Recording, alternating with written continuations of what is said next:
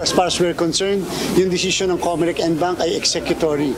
So asahan niyo po that we will be proclaiming bagong henerasyon any moment from now. Nag-issue na ng Certificate of Finality at Entry of Judgment ang Commission on Elections o Comelec and Bank. Kaugnay ito ng pagpapawalang bisa sa kasong disqualification na isinampa laban sa bagong henerasyon o BH party list. Nangangahulugan ito na pinal na ang desisyon sa kaso matapos hindi makatanggap ng Temporary Restraining Order o TRO ang Comelec mula sa Korte Suprema. Kinakailangan na mabigay namin sa kanila yung tinatawag na Certificate of Proclamation. Wala na pong period na pinag-uusapan doon dahil executory na kaagad yung aming desisyon. Ayon kay Comelec Chairman George Erwin Garcia, posibleng sa susunod na linggo ay mapoproklama na ang BH party list na nanalo ng isang pwesto sa 20th Congress. Inaasahan na mag-reconvene ang Comelec and Bank na nagsilbing National Board of Canvassers o NBOC sa nagdaang midterm elections. Pwede rin naman gawin namin yung proclamation dito na rin sa Comelec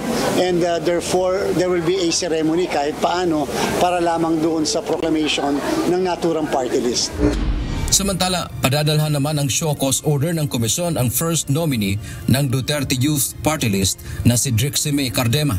Ito ay bilang pagtugon sa ulat na gumamit ito ng ibang surname o apelido sa kanyang isinumiteng Certificate of Acceptance of Nomination.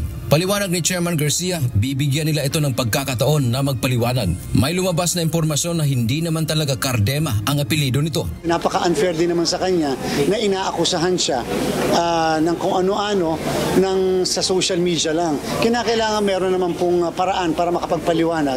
Yung number one nominee nila, at least po, yan ay isang opisyal na proseso na kung saan aalamin kung ano naman ang explanation niya. Dagdag pa ng komisyon, ang dokumento na isinumite sa kanila ay under oath o pinanumpaan kaya maaaring makasuhan ang sinuman ng perjury kapag nagsinungaling ito sa impormasyon na nakalagay doon.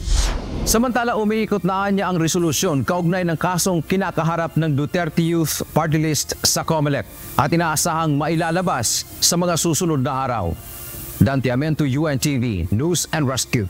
Diyos ang aming sandigan, serbisyo publiko ang aming pinahahalagahan.